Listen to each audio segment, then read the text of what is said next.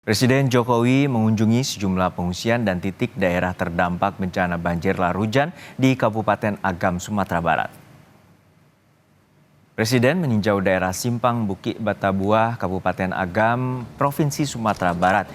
Di sana, Jokowi melihat pembersihan kerusakan dengan alat berat. Jokowi didampingi Kepala BNPB, Letjen Suharyanto, Menteri PMK Muhadjir Effendi, dan Menteri PUPR Basuki Hadi Mulyono.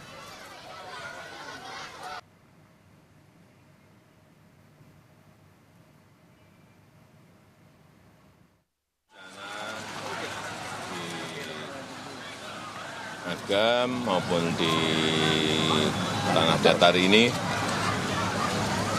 sudah baik dimulai dari evakuasi korban, kemudian juga penanganan pengungsi. Tadi saya tanya pengungsi yang ada di sini, kemudian juga pembangunan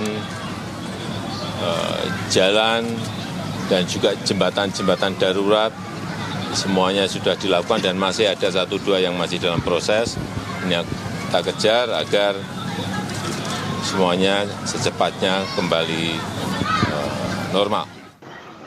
Presiden juga menemui pengungsi di lapangan Batu Taba. Presiden dan Ibu Negara bertemu anak-anak mengungsi dan memberikan bantuan pada korban bencana.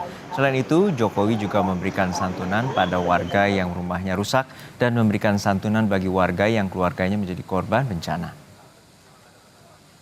Untuk mengetahui kunjungan Presiden Jokowi di Kabupaten Agam, Sumatera Barat, kita telah terhubung dengan jurnalis Kompas TV Asri Gunawan. Asri, hingga saat ini bagaimana situasi di pengungsian usai Presiden memberikan santunan dan juga bantuan bagi para warga terdampak?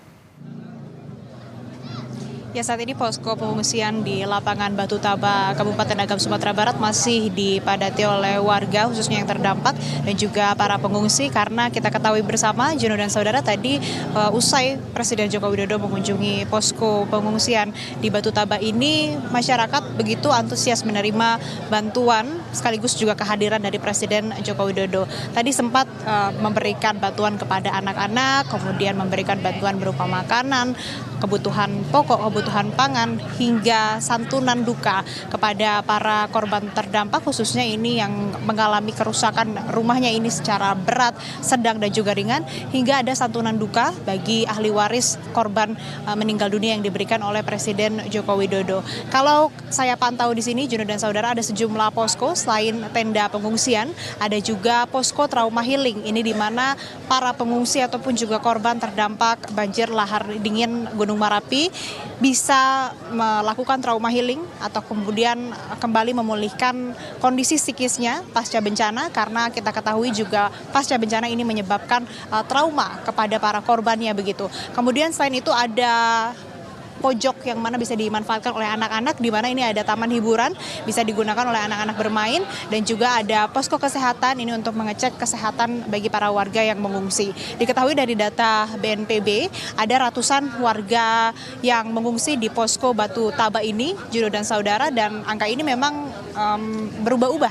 Ada beberapa warga yang memang mengungsi untuk sementara waktu saja, kemudian berpindah mengungsi ke kediaman kerabat terdekatnya, ataupun juga ada warga baru yang baru saja mengungsi begitu di posko atau di pengungsian Batu Taba ini. Kemudian selain dari bantuan yang diberikan oleh Presiden Joko Widodo pada kunjungan hari ini, Presiden Joko Widodo hari ini juga melakukan koordinasi bersama stakeholder terkait, baik itu dari jajaran kementerian, ada Kementerian PUPR, tadi Kementerian Sosial, kemudian juga kepada TNI Polri, dan tentu saja BNPB, BPBD, dan juga Basarnas terkait dengan penanganan pasca bencana banjir lahar dingin Gunung Merapi yang terjadi pada 11 Mei lalu. Kemudian untuk masa tanggap darurat ini masih akan diberlakukan sampai tanggal 24 Mei 2024, terhitung 14 hari dari atau pasca kejadian di tanggal 11 Mei lalu. Juno. Ya, Sri, untuk saat ini bagaimana rencana pemerintah untuk merelokasi rumah warga yang terdampak, terutama rusak parah, sedang hingga ringan? Ya, tadi disampaikan oleh Presiden Jokowi ada 625 rumah setidaknya yang ini terdampak, baik itu ringan, sedang maupun juga berat. Namun ada sekitar 159 rumah ini yang dikategorikan rusak berat dan perlu direlokasi. Berdasarkan pendataan ini rencananya akan ada 100 kartu keluarga ataupun juga kepala keluarga maksud kami yang akan direlokasi begitu tempat tinggalnya dan akan segera dilakukan. Namun harus ada koordinasi terlebih dahulu. Tadi dari Presiden mengarahkan langsung kepada Bupati Agam dan juga kepada Gubernur Sumatera Barat untuk kemudian menentukan di mana lahan relokasi yang nantinya akan menjadi hunian para warga atau korban terdampak banjir lahar hujan Gunung Merapi.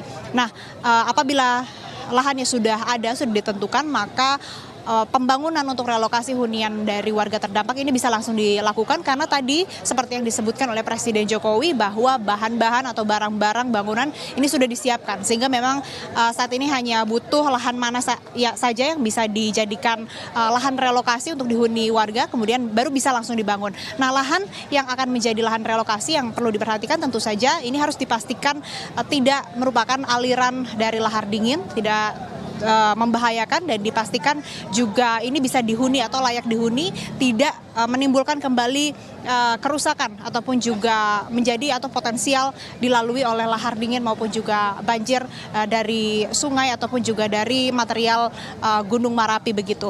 Nah, selain dari relokasi, Presiden Joko Widodo juga mengarahkan kepada pemerintah setempat untuk segera membuat sabodam. Ada lebih dari 50 sabodam yang ditargetkan dibuat di Sumatera Barat, khususnya di Kabupaten Agam, kemudian juga Kabupaten Tanah Datar. Namun saat ini baru ada 2 sabodam saja, sehingga memang targetnya di tahun ini sudah mulai dilakukan. Ada 6 titik penting yang memang harus dibangun segera sabodam untuk kemudian bisa mengantisipasi bahkan memitigasi terjadinya kerusakan akibat banjir lahar dingin ataupun juga lahar hujan dari Gunung Merapi. Nah, itu tadi yang disampaikan Presiden Joko Widodo dan untuk targetnya memang ditargetkan secepatnya bisa segera dilaksanakan dan arahan juga dari Kementerian Sosial kepada para warga ini yang rumahnya sudah tidak layak dihuni, yang rusak ini untuk tidak meninggali tempat tinggalnya lagi ataupun juga apabila ingin kembali membangun rumah ini sangat dilarang untuk membangun di lokasi di mana tempat kejadian bencana banjir lahar dingin ini terjadi karena berpotensi kembali mengalami ataupun juga dialiri oleh banjir lahar dingin atau lahar hujan itu sendiri sehingga memang diarahkan kepada warga ini yang terdampak khususnya korban yang mengalami rumahnya ini mengalami kerusakan ringan, sedang hingga berat untuk kemudian bisa tinggal di tempat yang layak untuk dihuni yang dinyatakan aman dan ini merupakan arahan juga dari pemerintah setempat termasuk dari Bupati maupun juga dari Gubernur Sumatera Barat. Juno. Baik, terima kasih atas laporan lengkap Anda, jurnalis Kompas TV, Asri Gunawan dari Kabupaten Agam, Sumatera Barat.